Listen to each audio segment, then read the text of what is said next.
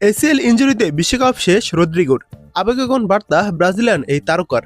দেখুন, যে কোনো ফুটবলারের জন্যই ফিফা বিশ্বকাপ একটি স্বপ্নের আসর, কিন্তু হাঁটুর গুরুতর চোটে মৌসুমের বাকি সময়ের পাশাপাশি আসন্ন বিশ্বকাপ থেকেও ছিটকে গেলেন ব্রাজিলিয়ান তারকা রদ্রিগো।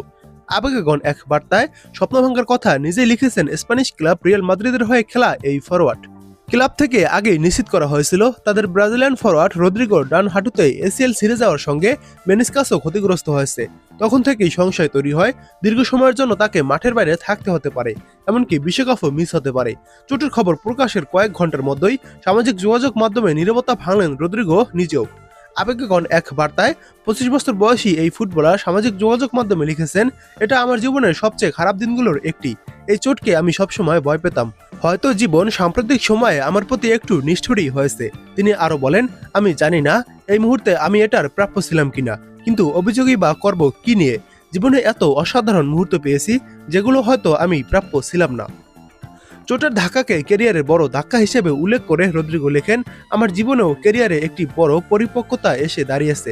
কিছু সময়ের জন্য আমি যা সবচেয়ে বেশি ভালোবাসি সেটাই করতে পারবো না, আর সেটাই ঘটেছে। ক্লাব ও দেশের হয়ে স্বপ্নভঙ্গের হতাশা স্পষ্ট তার কথায়। তিনি বলেন, ক্লাবের হয়ে মৌসুমের বাকি অংশে আমি নেই, দেশের হয়ে বিশ্বকাপও খেলতে পারছি না। সবাই জানে এই স্বপ্নটা আমার কাছে কতটা গুরুত্বপূর্ণ ছিল। এখন শক্ত থাকা ছাড়া আর কিছু করার নেই। এটা আমার জীবনে নতুন কিছু নয়। সমর্থকদের উদ্দেশ্যে কৃতজ্ঞতা জানিয়ে তিনি লিখেছেন, আপনাদের প্রার্থনা, বার্তা ও ভালোবাসার জন্য ধন্যবাদ। আপনারা আমার কাছে খুবই গুরুত্বপূর্ণ। সময়টা কঠিন, কিন্তু আমি এখানে থেমে থাকবো না, এই প্রতিশ্রুতি দিচ্ছি। আশাবাদী সুরে বার্তা শেষ করে রদ্রিগো বলেন, আমি বিশ্বাস করি সামনে আরো অনেক অসাধারণ মুহূর্ত আছে, যেগুলোতে আমি বাঁচবো এবং যারা আমার উপর বিশ্বাস রাখে তাদের আনন্দ দিতে পারবো। এটা কেবল একটি সাময়িক বিরতি, ঈশ্বরের হাতে সবকিছুর নিয়ন্ত্রণ। 2019 সালে জাতীয় দলে অভিষেকের পর থেকে ব্রাজিলের একজন নিয়মিত ও গুরুত্বপূর্ণ খেলোয়াড় হয়ে উঠেছিলেন রদ্রিগো। 2022 সালে খেলেছেন কাতার বিশ্বকাপেও। যুক্তরাষ্ট্র, মেক্সিকো ও কানাডাতে আগামী জুন জুলাই অনুষ্ঠিত হতে যাওয়া আসরও তিনি ছিলেন কোচ কার্লো আনচেলত্তির পরিকল্পনায়।